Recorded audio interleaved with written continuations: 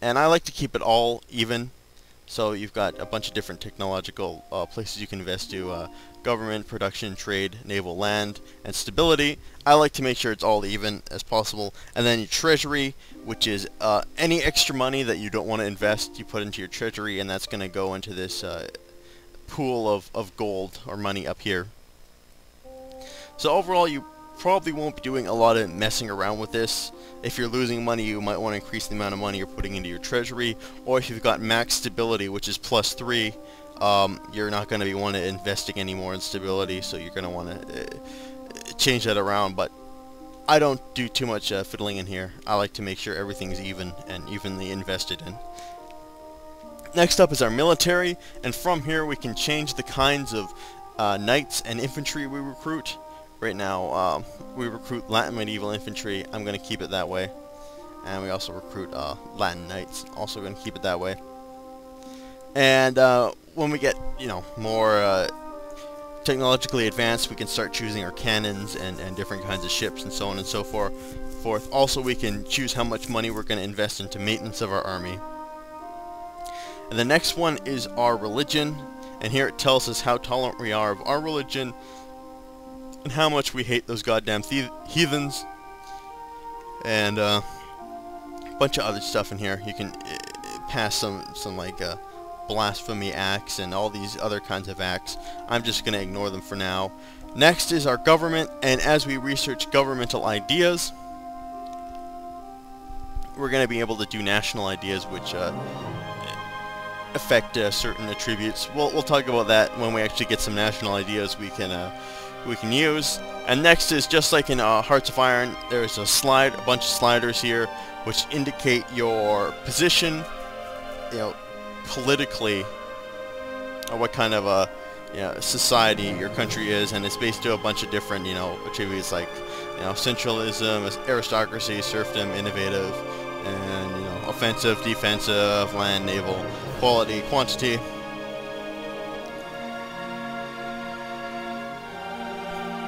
I like to move towards centralization because I get lots of benefits from centralization. And as soon as I moved, I got some kind of revolt. So we'll put that down after we finish talking about our next things. Next is our military. And from here we can recruit generals, admirals, and so on and so forth. There we go. I have a general here, and I just put him in charge of this army. And next is culture. I have no idea what culture does. Moving on. And finally is our missions and decisions.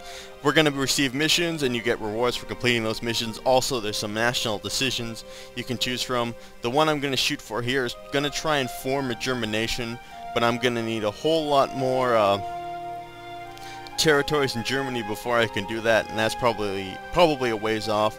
And we'll cross that road when we get to it. Whew. Alright, so now let's just start the game a little bit. I'm probably instantly going to get a mission. Our mission is to create an army for our nation. And let's just go back to that mission tab and see what our... Basically, we got to recruit a bunch of troops. So let's do that. Let's recruit troops. So you click on a province, and there's a bunch of different things you can do down here, and one is recruit regiment. So I'm gonna recruit some Latin medieval infantry here, recruit some Latin knights here, and probably just go to every province I own and recruit a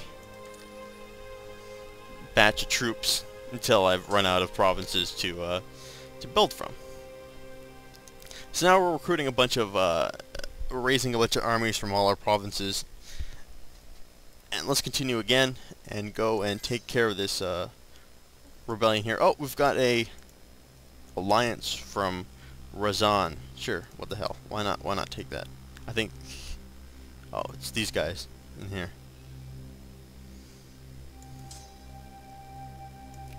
So of course I can increase and decrease speed as necessary. So let's go deal with these rebels here. Then we'll talk about combat when we get there.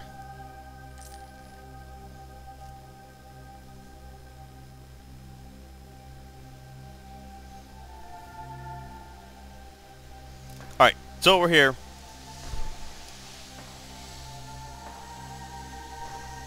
Sorry, this gigantic truck again, going outside my doorway, and basically it's going to tell you how much men you have, and it's all automated, kind of based on a dice roll, and there's some other modifiers here, like depending on your general skill and if you're crossing a river, that kind of deal. But it's all, you know, automated, and you can see as they battle,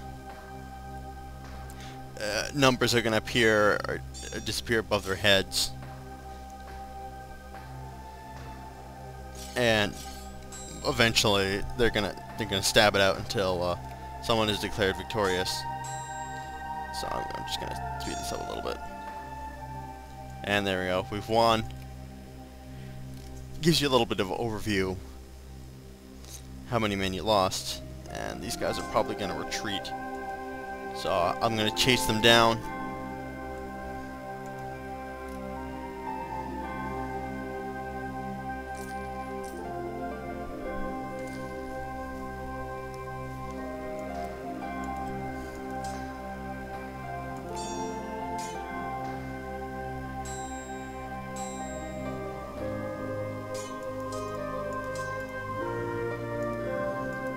Of course, sometimes it takes a couple battles to completely eliminate an army, so I'm going to keep chasing them down.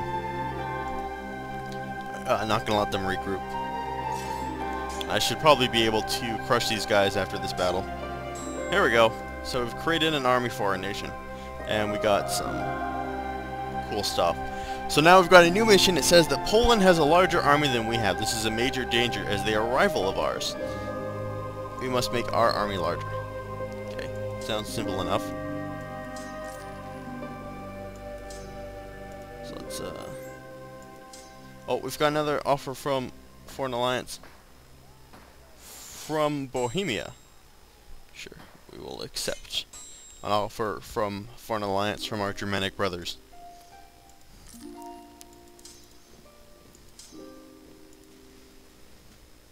God damn it, aren't these guys dead yet?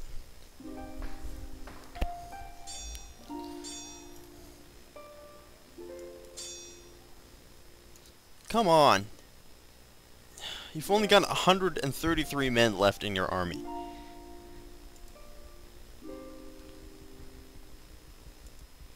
There. Dead. Dead.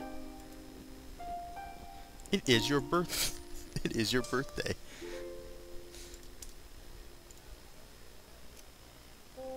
Alright, so once I get some more manpower, we'll start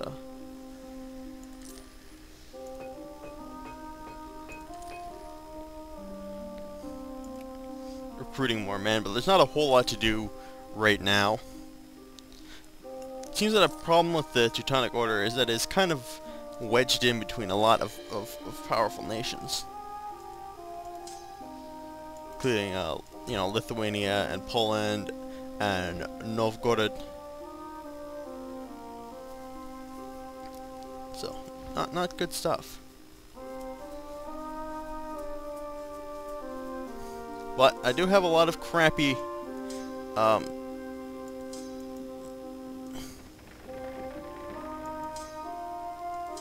nations that I can take over.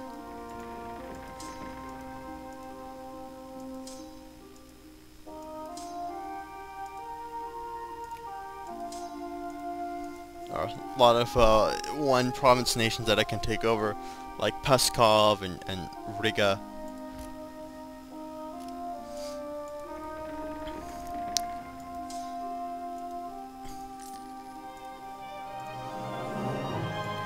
Also going to send some troops to defend Gotland. Yes, very exciting stuff.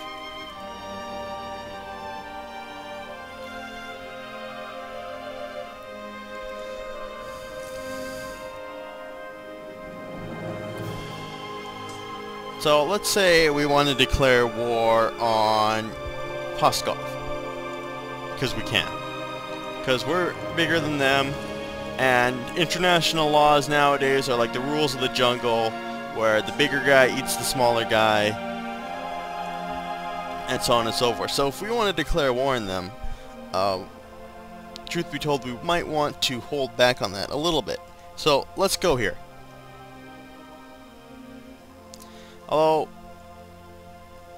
looks like these guys aren't really guaranteed by anybody. The only problem is if I declare war on them, I've got no reason to, or it's called a casus belli, and there's a variety of different. I just call them reasons because basically it's a reason to declare war. If we've got no reason, we lose 2 stability, and losing stability is never a good thing.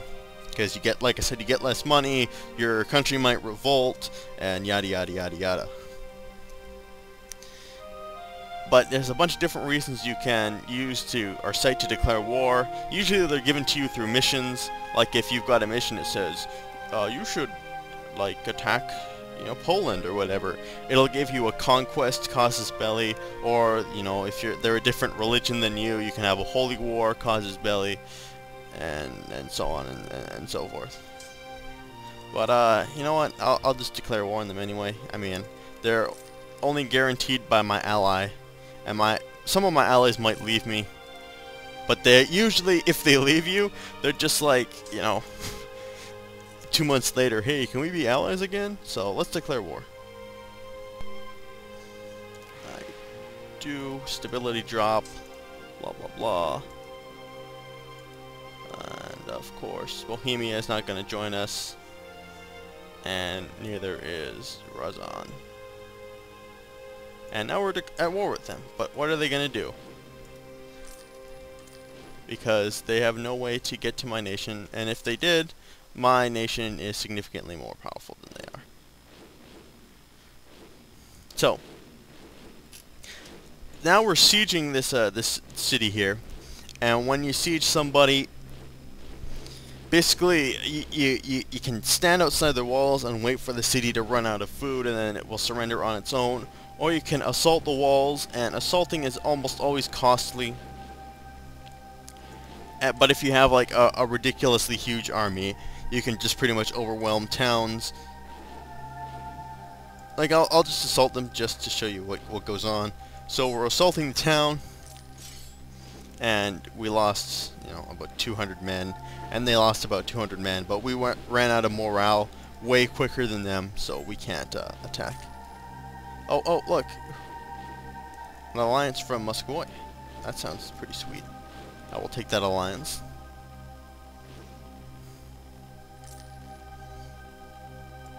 Oh, hooray! Our army is now larger than Poland's army. Take that, Poland!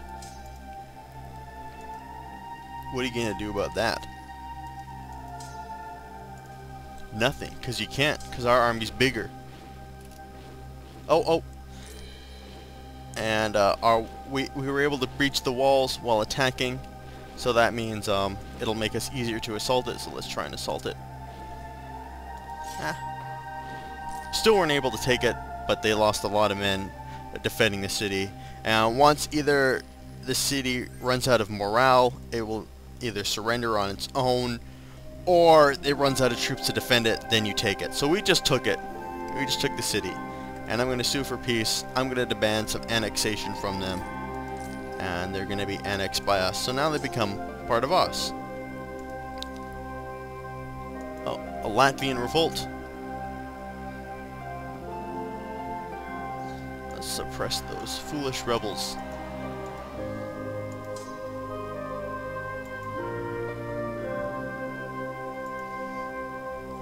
Just get the 2 armies together and go crush them.